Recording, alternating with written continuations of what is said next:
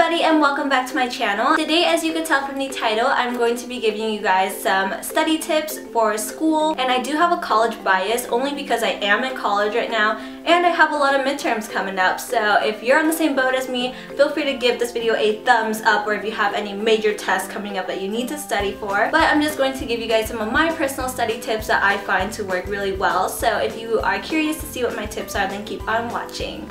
So I know in college and even in high school there are a lot of assigned readings, and I feel like you can get away with this a little bit more in college, but there's a lot of textbooks involved and each of your classes has like a pretty heavy reading load. So as much as you want to tell yourself that yes, you do read every single chapter and remember every single thing that you read, that's not gonna happen. So what I like to do before I have a really big test or a midterm or something is I like to go back and read the chapter summaries, because those are actually really helpful and they help refresh your memory. And also, if you find that you don't understand a certain concept in that chapter summary, you can just go back in the book and read a little bit more over it to understand it a little better. And I think that that helps me so much, because then you don't have to study things that you already know and you can focus more on the things that you don't know and increase your chances of getting a better grade. The next tip I have for you may seem unrealistic, but it is possible if you really do dedicate yourself to the material or the class that you're taking. So I'm a psych major and we read a lot about like theories and things like that.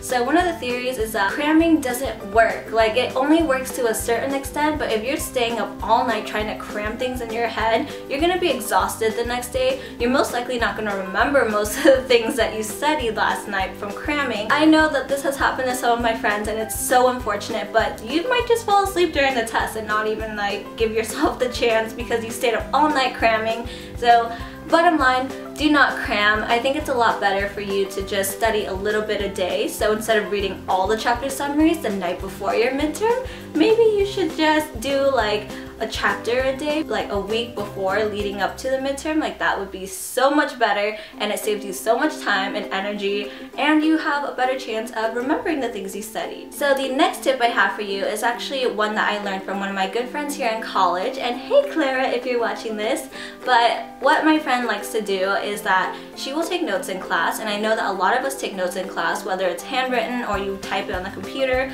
So what we like to do is that you'll go back to your notes and try to shorten them as much as possible. So that means that you're just basically rewriting your notes maybe like 2 to 3 times to see how short you can get it. And through that process of rewriting your notes, you're refreshing your memory, and also you're kind of relearning it in a sense. So I think that is so helpful to studying for a midterm. So I think this is a great way to study without actually studying. So this last tip is actually dedicated for those of you who are in college, because I don't think this really applies to high school and middle school.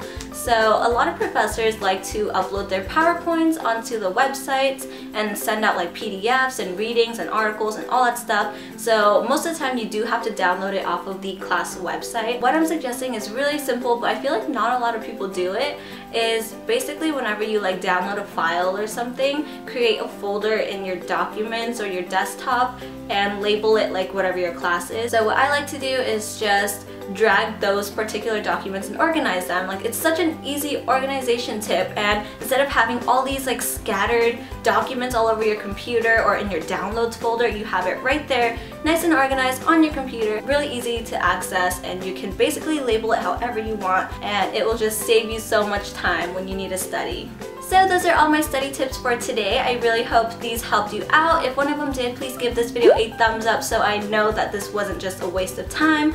But I hope you guys got something out of it. And also, if you're new here, feel free to subscribe to my channel. So good luck studying to all you college students out there, and high schoolers and middle schoolers for finals, midterms, AP testing, whatever you have going on. And I'll see you guys in my next video. Bye!